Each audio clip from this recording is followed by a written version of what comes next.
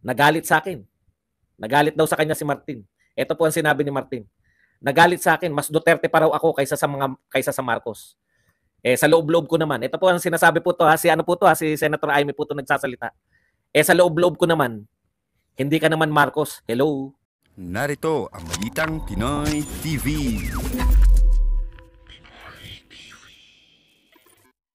Magandang araw sa atin lahat mga kababayan. Dito na naman tayo sa another episode ng ating vlogs. Pag-uusapan natin ngayon, ito po no, Senator Amy, barado po si Martin, no? Inakusahan po talaga na si Martin talaga ang ang punot dahilan nitong nung pagkasira ng Uniteam, no? Marami pong sinabi, masakit po niyan yung hindi ka naman Marcos. Hello. Yan po ang pambabara. Marami pa po tayong pag-usapan na nagkaunsihan po, no?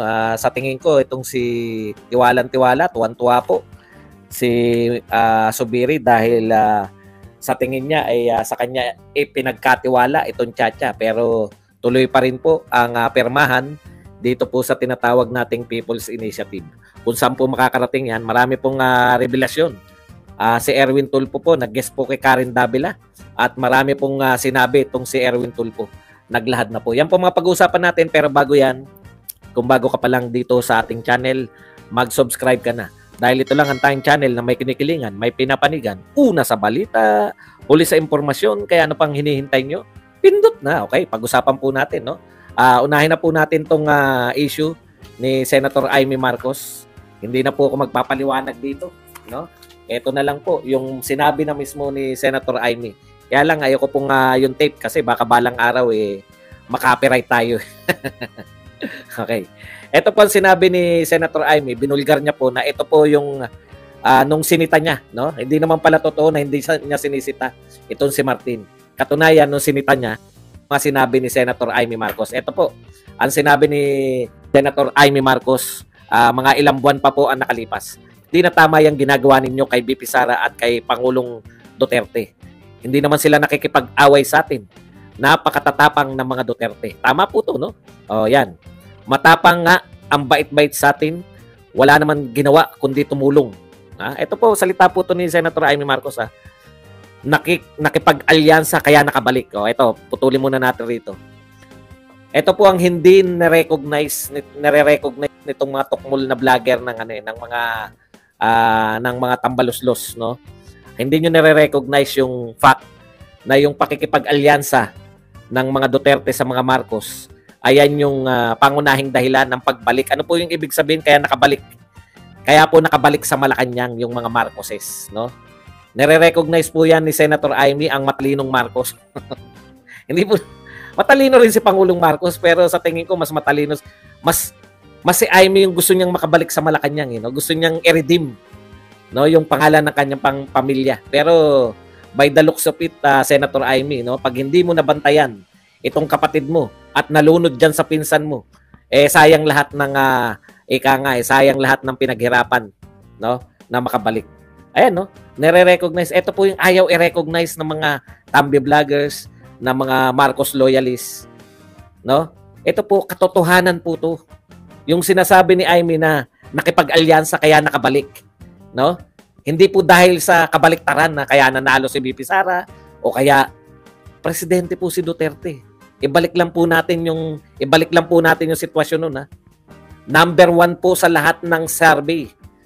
Kasi wala nanonood. Kaya nagahan ko na wala nanonood pagkadating ng alas 12. Tayo na lang, konti lang. At least dito may laban-laban tayo. Number 1, si Sara Duterte, anak siya ng presidente, no? Lahat ng advantage na kay Sara Duterte noong 2022 kung gugustuhin niyang tumakbo. Pero yung sinabi, no? Sana tinatalaban kayo. Kung hindi, sa bagay, alam mo yung mga tambi vloggers at mga PBBM vloggers, tinatablan na nila si Amy Marcos. Grabe. Sa lahat po, no? Marcos loyalist kayo, tatablahin niyo si Marcos. Okay. Balik po tayo. Ano bang gusto mo? Ito, sinabi, bakit natin inaaway? Ito po yung mga wordings ni Senator, ang di naman nakikipag-away. Nagalit sa akin. Nagalit daw sa kanya si Martin. Ito po ang sinabi ni Martin.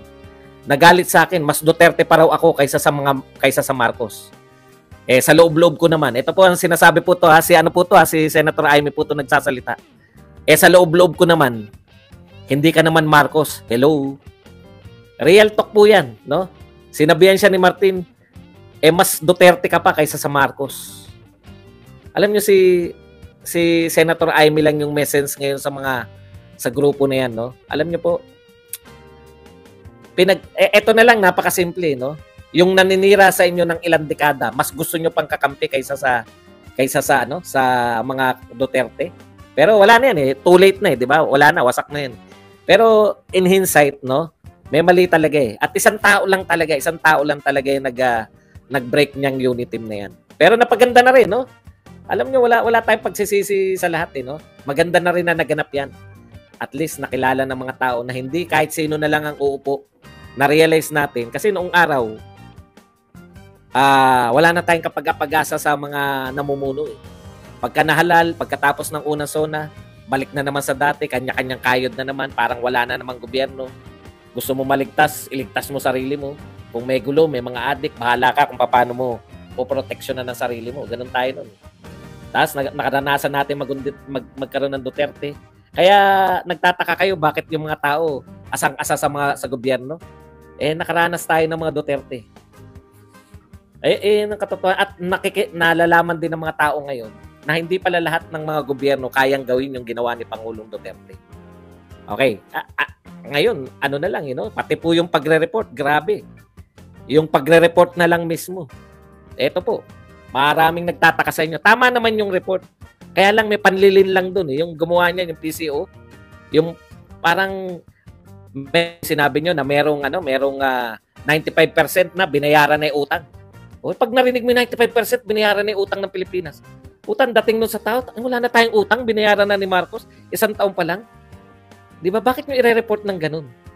Di ba? Yun yung question namin At bakit kayo nagre-report? Sabi ko nga, talaga?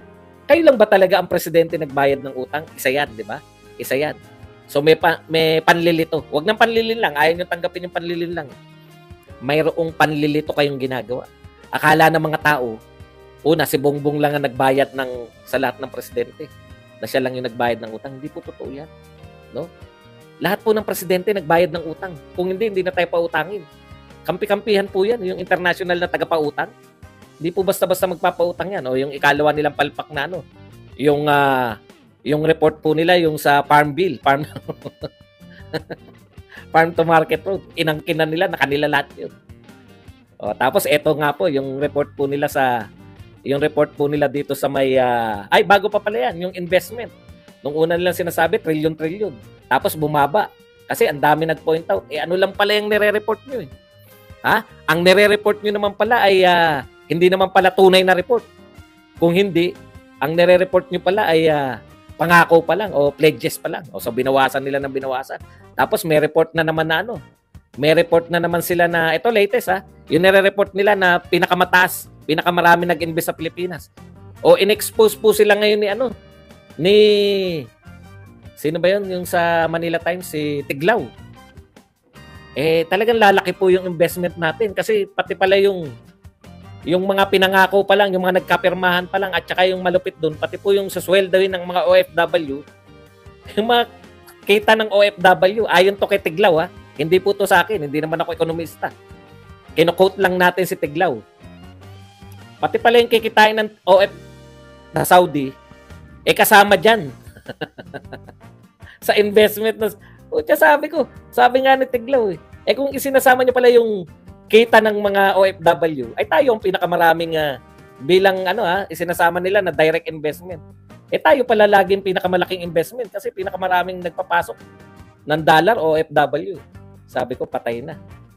Pati pala yung direct investment. Kasi iba po yung nire-report ng Bangko Sentral Bumaba yung investment natin ito na naman po, yung sa NPA. May panlilin lang po Merong panlilito pala.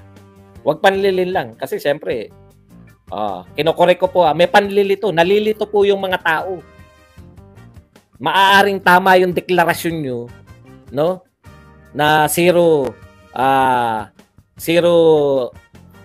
guerrilla front active. Paano hindi active? Na biglang nag-active ngayon. Lumusob eh.